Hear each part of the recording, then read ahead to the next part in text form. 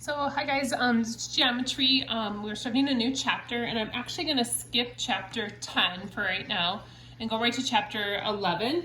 It's just one I definitely want to get the whole chapter in, and I'm just nervous about timing and how things will work out. So I did post these notes if you guys like having like the notes written out ahead of time. I just don't know if everyone has a printer, so I'm sorry if you don't. I don't even have a printer at home, so I actually went into school to print some of these. But these are posted. If you use them, that's fine. If not, you can always write this in loose leaf. I highly suggest taking good notes this chapter, given the fact that you'll know that our test will be open notes. So I'm actually going to skip the warm-up question just for time's sake.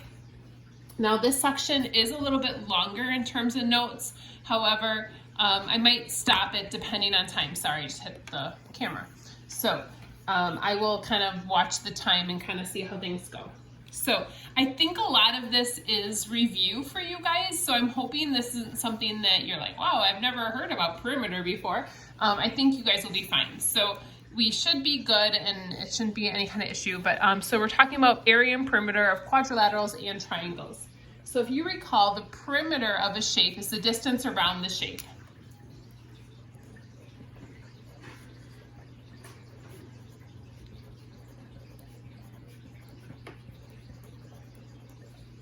So like if I'm talking about the distance around, like, so I used to always just describe this as, if I'm talking about my yard, this is how I'd put my fence around my yard. It'd be the length of my fence. So I'd have to add all edges.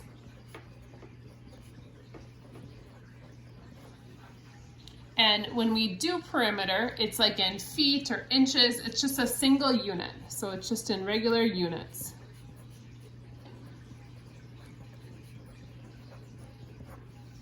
So the distance around, so think fence. Whereas if I'm talking about the area, it's the space that the yard covers. So if we're talking about that, write that out. Sorry, that's a little hard to read. I'll change the colors.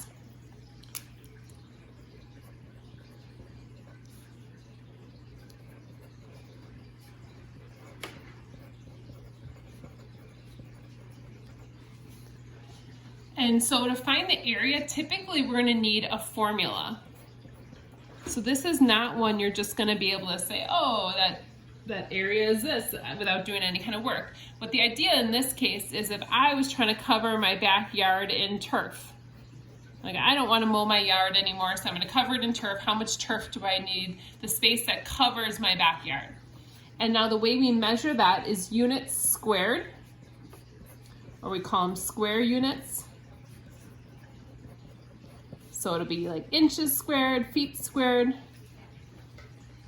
because it has two dimensions. It like has length and width. So we're gonna write down all the formulas that go with this. And then again, we'll kind of watch time, and if I have to break this up into 2 days, that's fine. So our formulas here. So we're gonna start with some of these shapes that hopefully look familiar to you. So this is a parallelogram and a rectangle, but it also covers a few other formula or other shapes as well. So the type of polygon is going to be a parallelogram,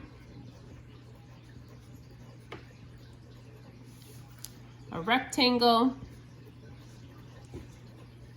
a square, or a rhombus.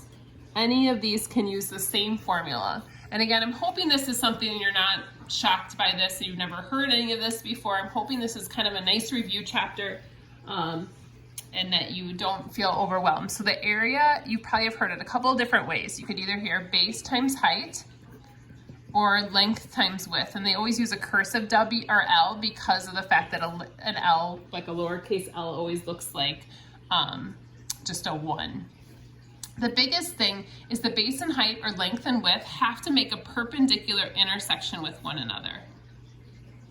Oops, this should be H and this would be B. So they make like a perpendicular intersection. So the idea with a rectangle is really easy The base would be down here, the height would be up here, the length and width, they make that perpendicular intersection.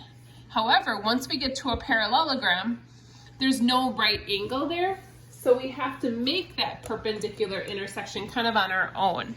So the height will kind of go through the shape here, and the base is all the way across the bottom, but the height is going to be that little dotted line like through the middle there.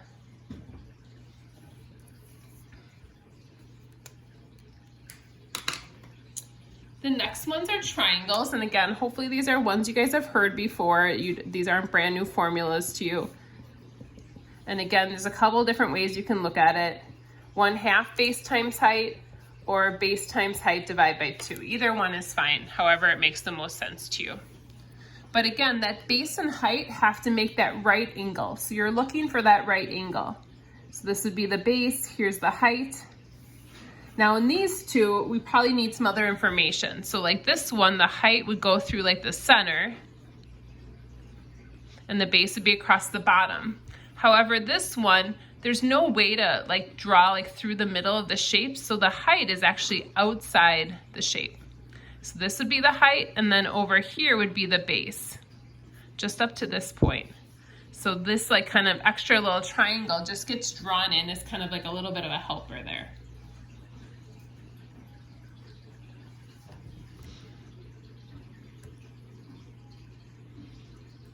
All right, I think I'm gonna stick with just these two shapes today, and I'm going to skip, there's some on the bottom here. I'm gonna wait on those, so we'll do this on, what day will that be? That'll be Thursday, so this is 11.2, we'll wait on that. We'll wait for Thursday to do that. So if you guys wanna hang on to that, or if you haven't written anything down, that's fine. So I'm gonna go to the examples with these. So we can just focus on a little bit at a time rather than a lot. Again, I don't think this should be tough for you guys, but also we just took a test, and if you're thinking about doing corrections, I want you guys to be able to kind of focus on some of those things as well. So I am gonna flip to our examples. Now I apologize, they're a little small. So it's asking for the area and perimeter of the parallelogram. Now, this one is a little bit trickier. And the reason for that is because it doesn't give us all the information we need. So it's not like my kids do area and perimeter in school, and this isn't gonna be quite as easy as what you do like in middle school or elementary school. It's gonna be a little bit trickier. So we have to find the area and perimeter of this parallelogram. Now perimeter is easy. So we'll start with that. So that's just the distance around the shape. So if I know it's a parallelogram, I know that this shape, if this is 48, this also has to be 48. If this is 36, this also has to be 36. So the distance around is pretty easy. I can just add up all the edges. So I'm gonna add it up. So 36 and 48 and 36 and 48, that's gonna be my perimeter, which is gonna be 168, and that's gonna be feet, because that's the units they use. Here is feet. And we just leave it as regular feet like that. So that's gonna be our distance around the shape. I'm gonna pause before we do our area. And the reason for that is because if you look, we don't know the height here. So kind of like to be continued, I'm gonna pause our video and start a new one here in a second. So we found our perimeter so far, so I'm gonna pause.